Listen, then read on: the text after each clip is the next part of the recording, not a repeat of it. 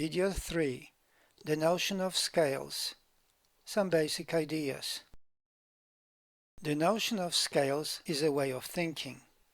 It involves grouping elements into larger sets, which are grouped into even larger sets, and so on.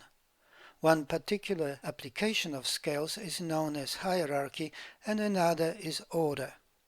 Let us start with the multi-element scales, which are more intuitive in conveying the notion of nesting. Consider a nesting of two elements per scale. Each grouping of two elements exists at different scales: scale 1, scale 2, scale 3, and scale 4.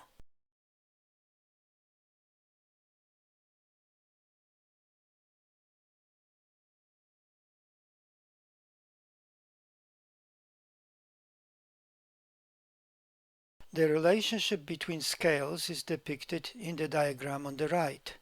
The base of the triangles shows the content. The same collection could be arranged as scales of three or more elements, but their visualizations are more complex. Depicting scales with three or more elements can be quite difficult. For this reason, I will only consider two-element nesting.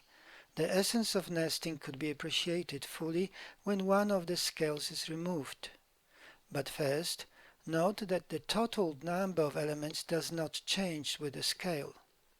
This ensures that we are dealing with the same collection irrespective of the scale under the consideration.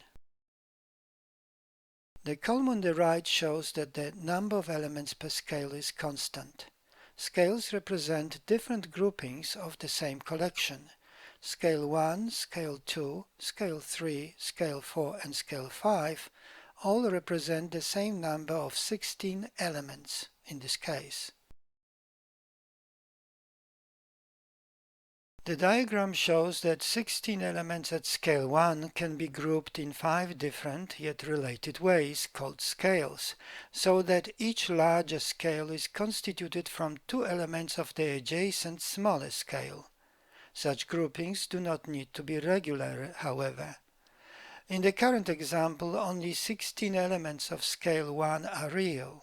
From the mathematical point of view, the groups, hence 5 scales, do not exist. They only represent way of thinking about 16 elements. The essence of nesting could be appreciated fully when one of the scales is removed. When scale 1 is removed, the number of scales is reduced by 1, and the total number of elements is reduced to 8.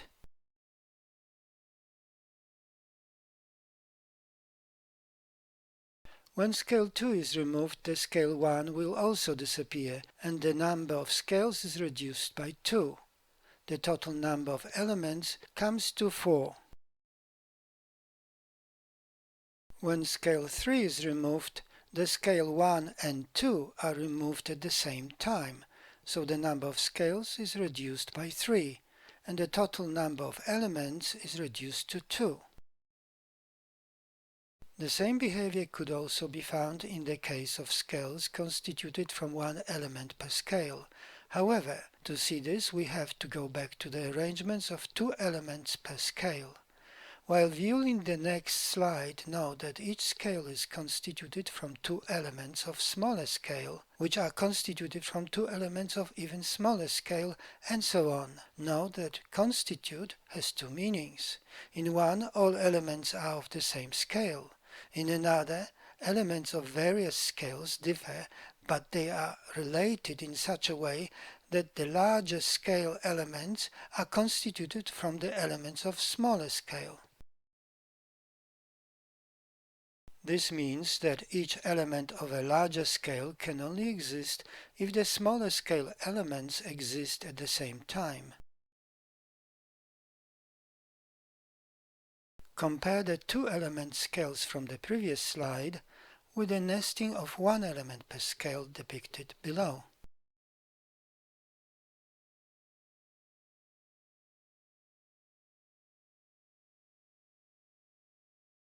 The elements could be entities of any kind.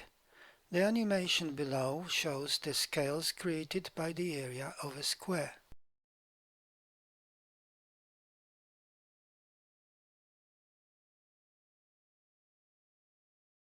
The nest of scales is typically depicted vertically to differentiate it from the repetition of elements of the same scale.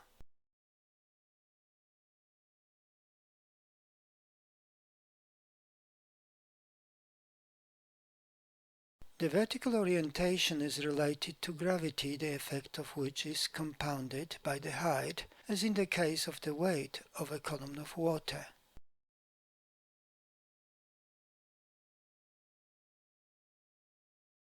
In the case of one element per scale, the notion of a smaller scale constituting the larger one is less obvious, because the arrangement in the middle could be interpreted as a stack of discrete elements on the left rather than the nest of scales on the right.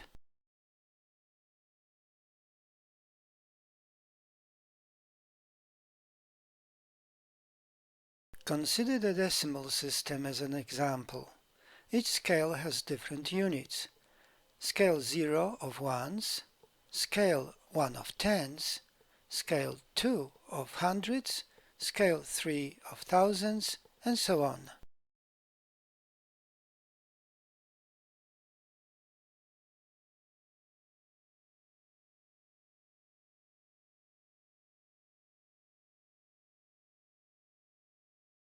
Compare this with a system made of 1 unit per scale in the diagram on the right. The units of each scale are ones, which, if taken at face value, suggest the stack rather than nesting, and concatenation rather than constitution.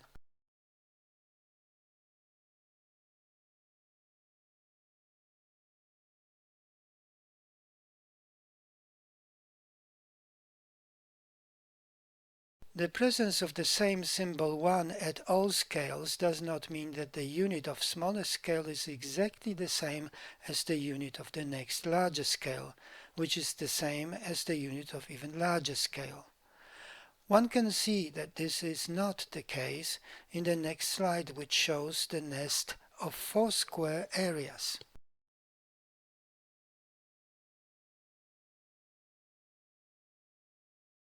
When 4 identical squares stacked on top of each other are considered as nested scales, then the difference between fourth scale minus third scale equals the third scale minus second scale equals second scale minus first scale equals first scale square. The difference of two adjacent scales is constant.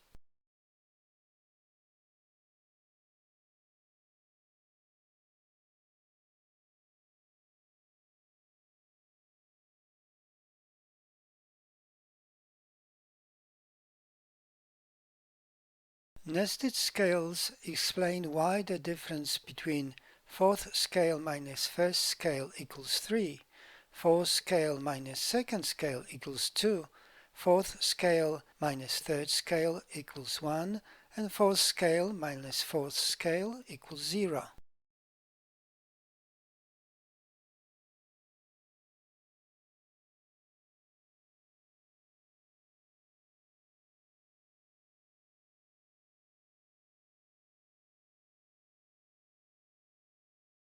Now consider an area with 4 scales, each made of 3 identical squares.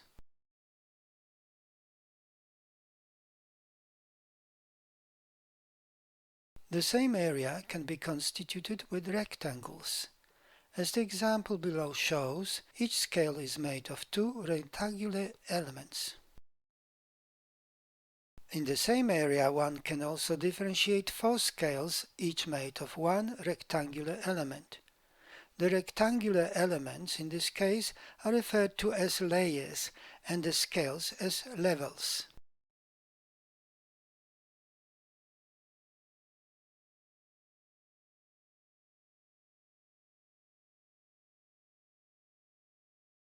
In summary, all areas can be differentiated into any number of scales, each divided into any number of elementary areas.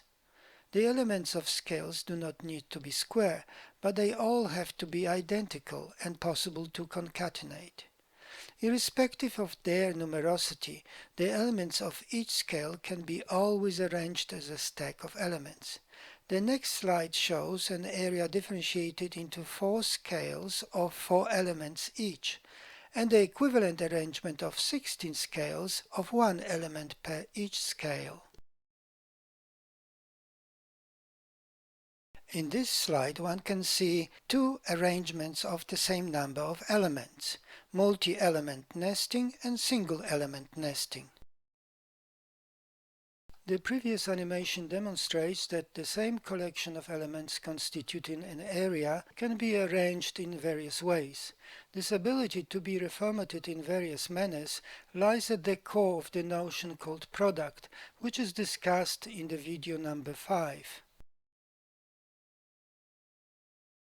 All ideas in this video come from the book published in 2014 under the title Conceptual and the Structure of Human Experience. The book can be purchased from Amazon. The research of human expression suggests that humans tend to think in 2 distinct ways, which could be combined in various ways. The theory can be applied to various fields, one of which is mathematics.